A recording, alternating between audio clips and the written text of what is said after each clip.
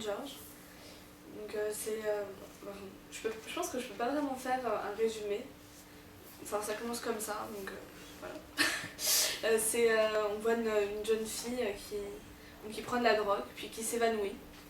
Et puis après en parallèle on voit l'histoire d'une autre jeune fille qui est en haut d'un trapèze, qui va devoir faire un numéro et qui s'enfuit.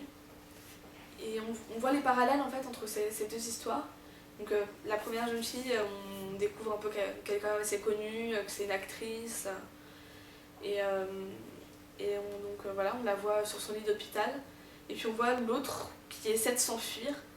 Et ça s'enchaîne, les deux s'enchaînent.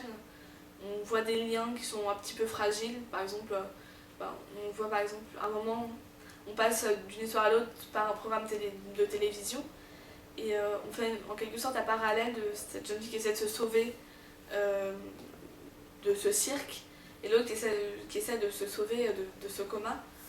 Et c'est assez surprenant, c'est un mélange un peu de SF et d'une histoire qui est vraie. J'ai vraiment beaucoup aimé, les dessins sont assez simples, en même temps ils sont un peu complexes.